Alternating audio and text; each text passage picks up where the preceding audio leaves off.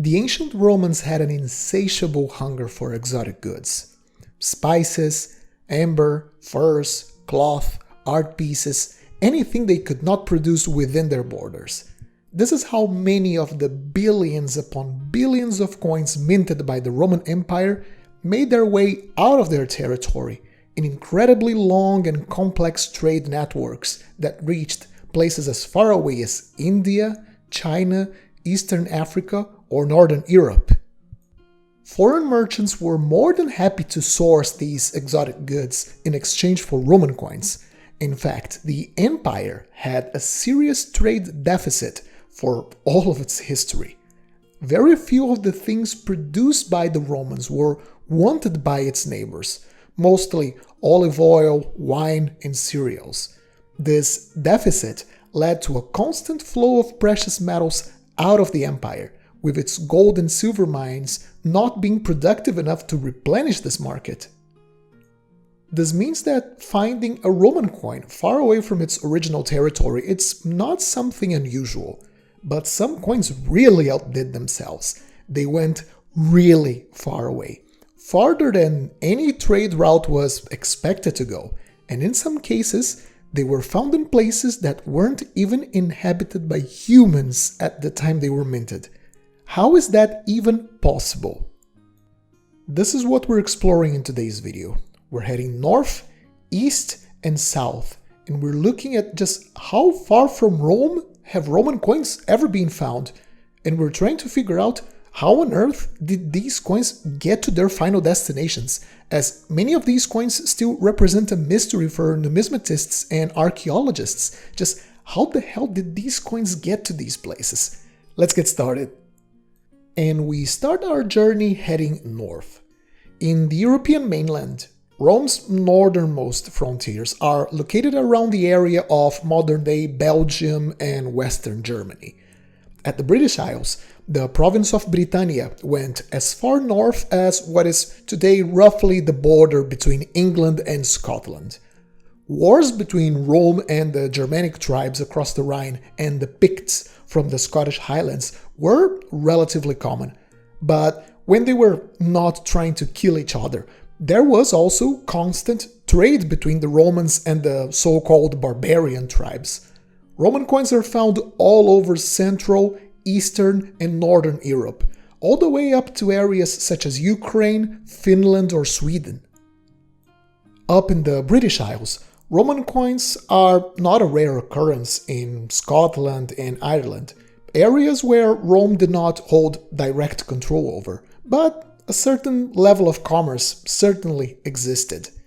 What people did not expect, however, was for Roman coins to be found all the way up in Iceland? And it's not like a single coin was found on the island, but 4 different coins were found in 3 different places. The biggest chronological issue with Roman coins finding their way to Iceland is that, well, back in Roman times the island had not been settled yet. The first permanent human settlements date to the early Viking Age, around the year 870 AD.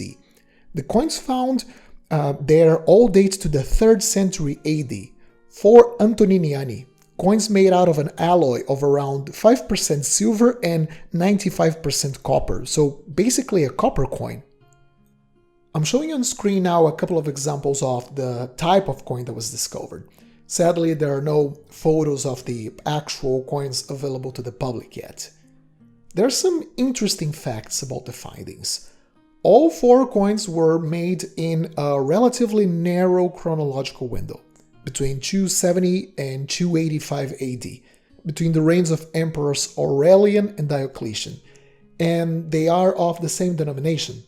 This could indicate they were once part of the savings of a single individual who brought the coins to the island. All of them were found in areas where Viking presence had been identified previously, and some of the coins were also found buried with glass beads of typical Scandinavian design. The Nordic peoples from the early Middle Ages did not strike their own coins, choosing instead to exchange silver by its metal weight. Any kind of metal object, even those made out of non-precious metal, had some sort of value, and excavations conducted in major Scandinavian trade hubs commonly uncover small copper objects, glass beads, loose pieces of bronze, and, once in a while, a Roman coin or two. The context these objects are found indicate they were not simply scrap that was thrown away, but they were hoarded instead, indicating they must have had some sort of value. This allows us to stipulate that any Roman bronze coin that found its way so far north would have had some kind of barter value. They must have been very curious looking for the Vikings. A tiny piece of art from a faraway land, a trinket acquired by trade. It's plausible to consider such coins could have been used as maybe pocket change alongside other small metal items. This then leads us to the most probable explanation of what on earth were these low-value Roman coins doing in Iceland. They might have been part of the savings of an early Scandinavian settler. Together with the little glass beads they were found, it would have been a form of pocket change for small barter transactions where the use of silver maybe was impractical. These kinds of transactions would have been uncommon, however, because, as we've seen previously, by the time the first settlers arrived to Iceland, these coins would have been around, 600 years old? No coin can withstand such a long time of continuous use. Could we be looking at the coins of Iceland's first coin collector? That would be cool. Next, we go to the far east, to the archipelago of Japan. As the ruins of Katsuren Castle, located on the island of Okinawa, were being excavated in 2016, 4 Roman coins from the mid-4th century were found. The discovery is incredibly confusing. The coins are from the 4th century AD, but the castle was built around the 12th century AD, and it was destroyed after a siege in the 15th century. If the chronological gap between these coins and the castle weren't confusing enough, the Roman pieces were found alongside an Ottoman bronze coin, dated to 1688, pushing the date of this tiny treasure to the 17th century. Different to our previous examples of Iceland, the island of Okinawa was a commercial center, right at the middle of major trade routes. The island conducted trade with the rest of the Japanese archipelago, Korea, China, and Southeast Asia. Ancient Chinese coins were found in large numbers around the area of the castle, so the island did not have a shortage of money, and contemporary coins would have been used on commerce. So it means that if you showed up at one of its marketplaces and tried to pass these worn Roman coins along, I'm not entirely sure they would have been accepted. People back then probably knew these coins were not supposed to be money. Of course, we also have the issue of the castle that was supposed to have been destroyed and left in ruins in the 15th century, but the discovery of these coins inside its perimeter from the 17th century indicate that the ruins were most likely continuing to be inhabited after its destruction, which is not an unreasonable conjecture. Many ruined castles and fortresses all over the world were occupied and used as residences after they stopped being used as a fortification. What gets me scratching my head is the enormous time gap between the Roman coins and the Ottoman coin, and the fact they were found together. I mean, for a 17th century coin to be found in a 15th century ruin isn't particularly unusual, but for coins issued around 1300 years apart to show up together in the same treasure, that's certainly curious. I wish we could say we had found the coin collection of a samurai, which would be the coolest thing ever, but sadly, there's a more plausible theory to explain this. You see, the presence of this Ottoman coin pushes us forward in time to a historical period that might, and very important, might, it is a theory, explain how its ancient Roman companions reached as far away as Okinawa. The 17th century was a time of European colonialism. the major European powers established commercial outposts all over Asia. Merchants from Europe and, to a lesser degree, the Ottoman Empire, navigated the coast of India, Southeast Asia, Vietnam, all the way to Japan. Without more evidence and further discoveries being made, we can't make very solid arguments on how these Roman coins got there, but since it is fun to make conjectures, we can come up with our own theories. You see, I think these coins they once belonged to a merchant, either one from India or from Europe. And I say this based on the type of Roman coin that was uncovered. The coins are small quintenionalis from the Constantinian dynasty. Here on your screen are a couple of examples in better shape so you can see what these coins used to look like. These were small bronze coins with a minute silver content, around 1–1.5%, with very little individual value. They were struck in enormous quantities, and there are records of entire treasures of these coins being found all over Europe and the rest of the old territories of the Roman Empire throughout the Middle Ages and up to the early modern period, particularly by farmers tending to their fields. The coins found were often just put back into circulation and served as small change for local communities. This type of coin is also commonly found in India. During the 4th century AD, when the Constantinian dynasty was in power, there was a certain resurgence in sea commerce between the Romans and India after the crisis of the 3rd century nearly stopped all commerce. Treasures of late Roman coins are commonly found in southern India, particularly in the island of Sri Lanka. This type of coin became so common there that when the empire entered its terminal decline in the 5th century and the supply of Roman coins to India started drying up, local kingdoms even started striking their own imitations, which kept being made until the 8th, 9th centuries. We need to understand that the abundance of coins, of physical money we've had for the last couple of centuries, is a result of the Industrial Revolution. For most of human history, physical money was scarce, and only very specific moments of ancient history saw an abundance of money to a point that all levels of society were fully monetized.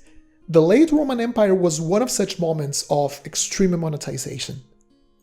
I personally think small and large hoards of late Roman bronze coins just kept being found all over the Mediterranean, the coast of the Red Sea, which was part of the Roman province of Egypt, and in southern India as well. And wherever they were found, they just kept serving as small change to these communities that found them, almost like a small-scale system of tokens that operated in parallel to the many monetary systems that existed in these places over the centuries. That's how these coins most likely made their way to Okinawa, as the small change given to a traveling merchant in one of his many stops on his way from Europe or India to the Far East. And then we once again leave Rome, but now we head south to Africa. Records of coin finds in Africa are very complicated to verify. Rome certainly had a demand for African goods, exotic animals, gold, ivory, slaves, and Roman coins certainly made their way deep into Africa to pay for that stuff.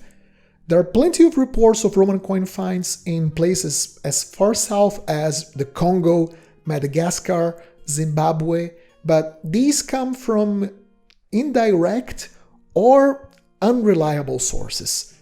More than once I found reports like a Belgian engineer discovered a single Roman denarius in a construction site on the Congo, only for the coin to eventually be studied back in Belgium, and considerable doubts were raised on the veracity of the find. So it was complicated to validate one of the many stories that I found about Roman coins in Africa. However, we do have confirmed and reliable reports of Roman coin finds from the countries of Eritrea and Ethiopia, where the kingdom of Aksum was once located. This was a very long-lived native African kingdom with plenty of gold mines, its own coinage, and apparently a pretty strong economy. This kingdom was established around the 1st century AD, and it fell in the 10th century, and it maintained cordial relations with the Roman Empire. Aksum struck coins in gold, silver, and bronze, and from some of its designs, we can clearly see Roman and Greek influences in the iconography of the coins.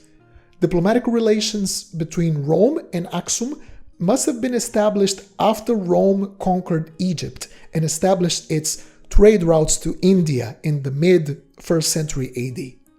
Roman ships crossing the Red Sea on their way to India had to cross Aksumite waters, and trade obviously had to happen between them.